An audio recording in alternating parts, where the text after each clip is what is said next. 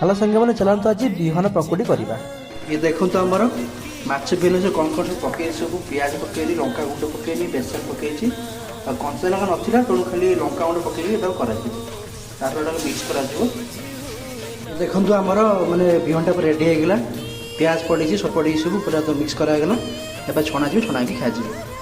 चलते बिहनटा करेंगे बर्तमान एवं नहीं कि छाणी देखो आम बिहन भजा चली जो माछ भजा तेल में बर्तमान बिहनटा भाजुची टी मैंने अलग रंग देखा कि छाणी सारापर देखिए कि बढ़िया देखा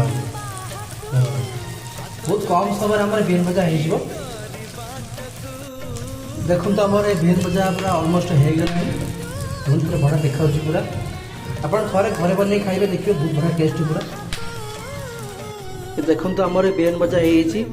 टिके पोड़ीगला किंतु बहुत बढ़िया टेस्ट पूरा गोटे आपको खाई देखा।